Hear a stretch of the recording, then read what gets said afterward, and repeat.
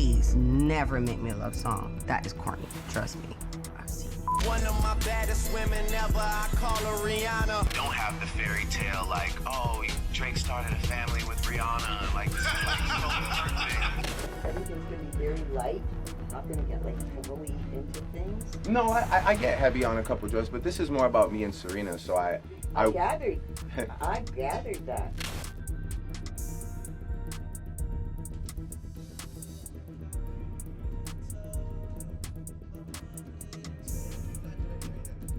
Oh my goodness, everyone! The drama we've all been waiting for has finally exploded. Rihanna has absolutely had it with Drake's bizarre behavior, and she's not staying quiet anymore. Let's be honest, we've all watched Drake pine after RiRi for what feels like forever, but here's the tea. She never reciprocated those feelings. And when she moved on with ASAP Rocky, Drake transformed into this incredibly bitter ex, throwing shade at both Rihanna and Rocky every chance he could get. The audacity of Drake to try dragging Rihanna into his beef with Kendrick is just beyond belief. And now, get this, he's attempting to rewrite history by claiming he never really cared about her that much. But honey, we've got all the receipts, and Rihanna herself is finally speaking up. Here's where things get absolutely messy. Drake's ride or die fans are coming for Rihanna with every nasty name imaginable, and it's completely spiraling out of control. But let's dive into the real questions that have everyone buzzing. Why has Rihanna chosen this moment to finally call Drake out after all this time? And what's the deal with Drake's fans dragging her for simply speaking her truth? Let's unpack all this piping hot tea. she's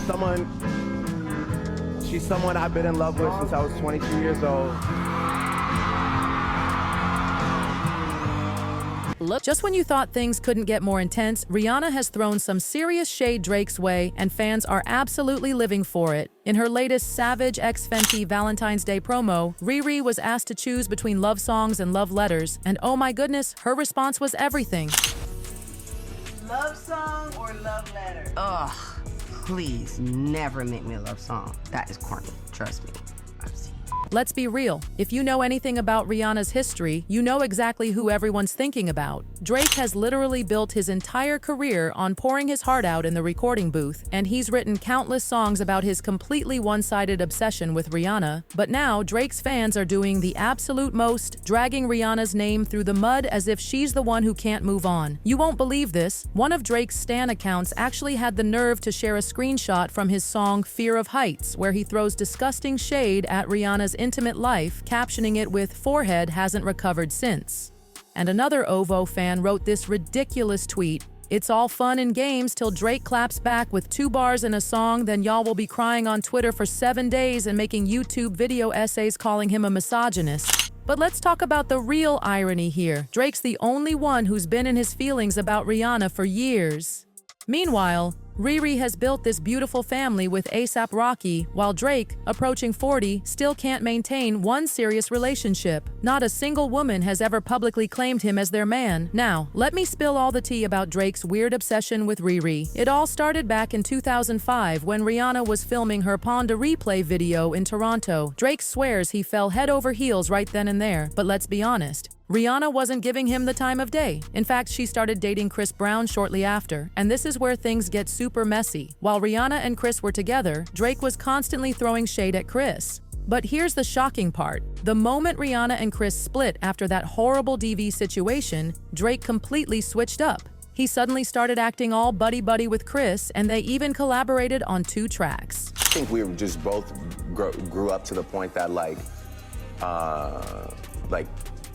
that person that was kind of, you know, in the middle of us is like no longer a part of like either of our like lives currently. I was hearing from people that he was in a really good space to link up.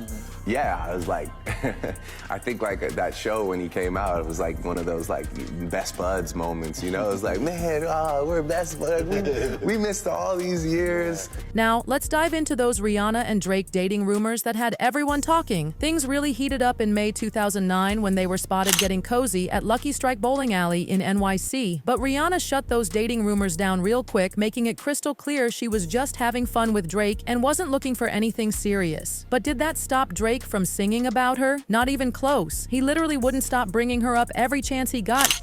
Over the duration of our knowing each other, I think we've done some some normal things. I don't know if we've ever played board games, but I mean, I know we go bowling a lot. Not necessarily with Rihanna a lot. Okay, just you and your crew. We've been bowling before.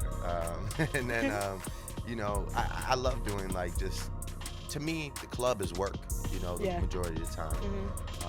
So I like to do things like go to the arcade and play games, or go bowling, play ping pong, go-karting, paintball, which we haven't done because these guys are scared. Okay. Because I'm the best, you know what I'm saying? My squad is the best. You're the best. Yeah. I'm the, you know.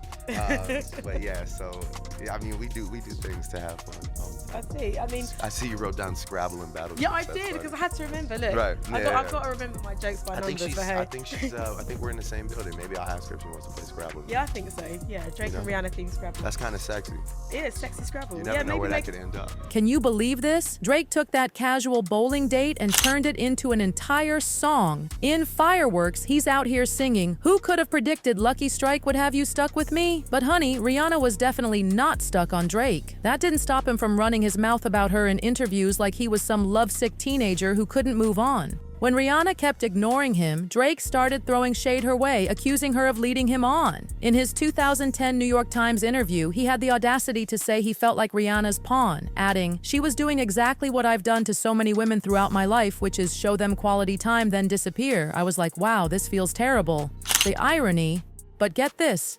Just a couple years later, Drake's back to gushing over Rihanna, telling Rolling Stone she's still his ultimate fantasy. At some point, Rihanna and Drake actually reconnected and collaborated on work. And of course, Drake took this as his big sign that she was finally ready to be with him. Fast forward to the 2016 VMAs, and oh my goodness, Drake gets up on that stage and turns Rihanna's Vanguard Award moment into his personal love confession. But if you were watching closely, Rihanna's body language said it all. She was not having it.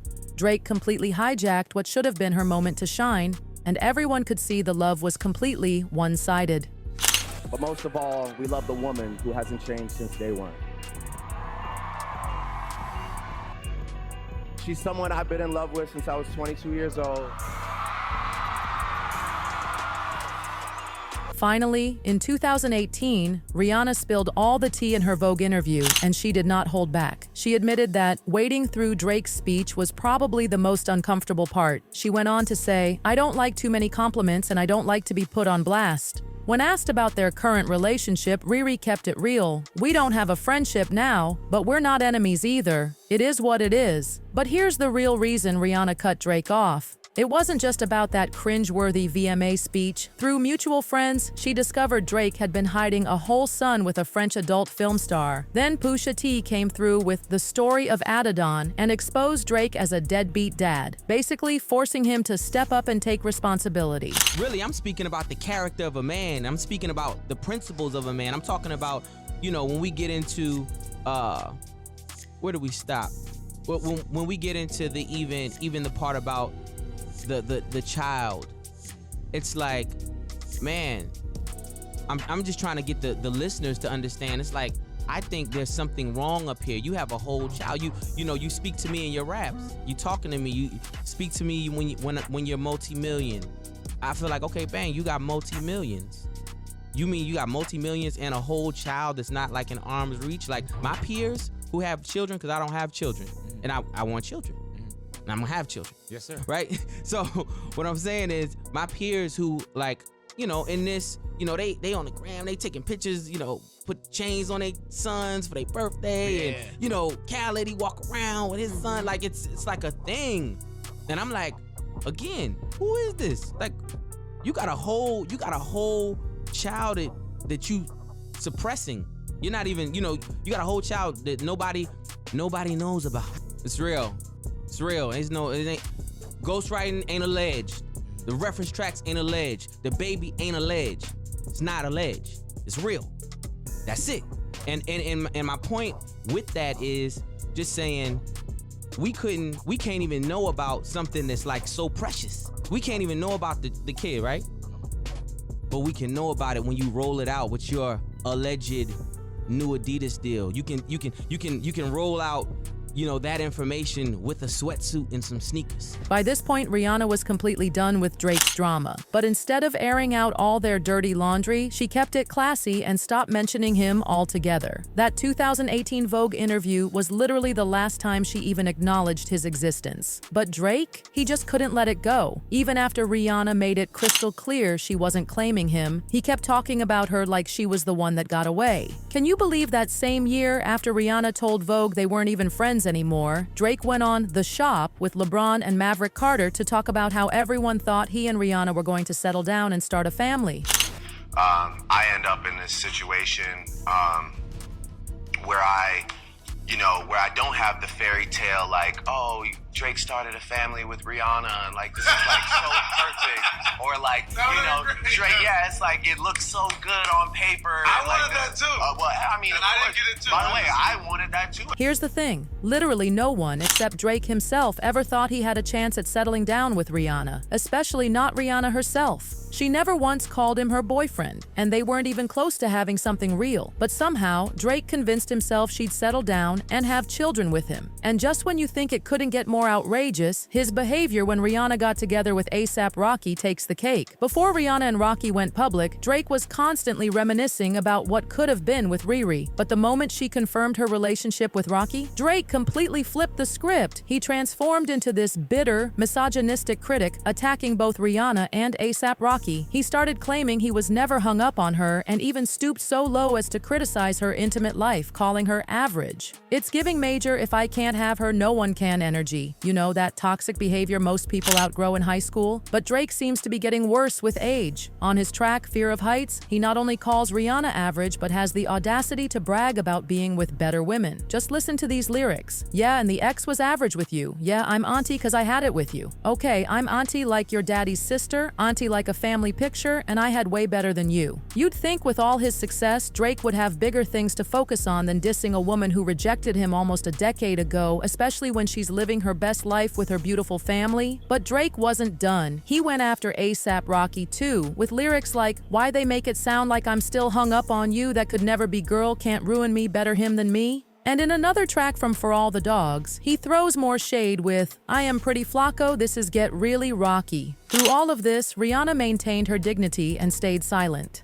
But Drake just couldn't let sleeping dogs lie. In August last year, right after taking an L in his beef with Kendrick, Drake dropped 100 gigabytes of content, including unreleased tracks, studio footage, and old clips with Rihanna. He leaked footage of their Take Care rehearsals and even showed himself wearing a Rihanna t-shirt in the studio. Then he came for A$AP Rocky again on Family Matters, his Kendrick diss track, mocking Rocky for prioritizing his family over his career. I ain't even know you rap still cause they only talk about your fit again, probably gotta have a kid again for you think of dropping any, is again. Like, seriously? Is he really trying to shame someone for being a good father? And now that Rihanna's finally thrown a little shade back at Drake in that Savage X promo, his die-hard fans are attacking her, claiming she's the one who can't move on. The delusion is real, but what do you think? Was Rihanna shading Drake with that comment about cringy love songs? And how do you feel about Drake's fans coming for her and claiming she's the one still hung up on him? Drop your thoughts in the comments, and don't miss out on this next video.